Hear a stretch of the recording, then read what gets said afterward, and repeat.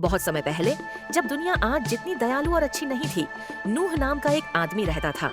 अपने आसपास के अन्य लोगों के विपरीत नूह दयालु था और शरारत और गलत कामों से भरी दुनिया में अच्छाई का जीवन जीता था। पृथ्वी ऐसे लोगों से भरी हुई थी जो स्वार्थी और क्रूर थे, जो हानि और दुख पहुंचाते थे। लेकिन नूह अलग था। उन्होंने दूसरों की परवाह की और धर्म पूर्वक जीवनयापन किया और मुसीबत की दुनिया में भी खड़े रहे। एक दिन नूह को भगवान से एक विशेष संदेश मिला। पृथ्वी की स्थिति से दुखी होकर भगवान ने इसे साफ करने के लिए एक बड़ी बाढ़ भेजने का फैसला किया। हालांकि परमेश्वर ने नूह की अच्छाई देखी और उसे, उसके परिवार और पृथ्वी के प्राणियों को बचाना चाहा।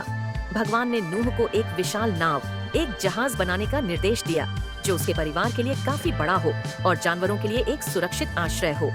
दूसरों के अविश्वास और उपहास के बावजूद नूह ने अथक परिश्रम किया और विशाल जहाज का निर्माण किया। एक असाधारण घटना में हर प्रकार के जानवरों के जोड़े आने लगे, शेर, हाथी, पक्षी और यहाँ तक कि छोटे कीड़े भी।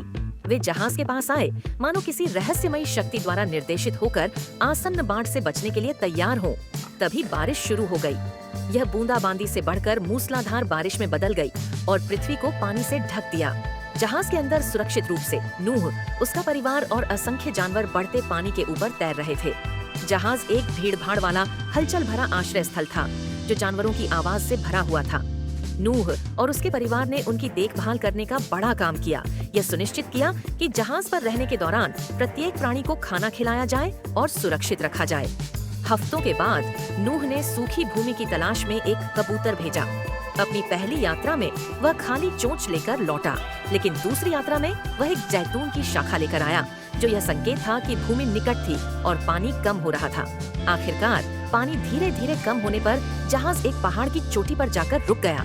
नूह ने जहाज खोला, जानवरों और उसके परिवार को एक नई शुरुआत के लिए ताज़ा और नए सिरे से दुनिया में वापस छोड़ा। पृथ्वी पर फिर कभी बाढ़ न आने का वादा करने के लिए भगवान ने आकाश में एक इंद्रधनुष बनाया। यह आशा का एक जीवंत प्रतीक था जो नूह, उसके परिवार और पृथ्वी के सभी प्राणियों के लिए एक नए अध्याय का प्रतीक था।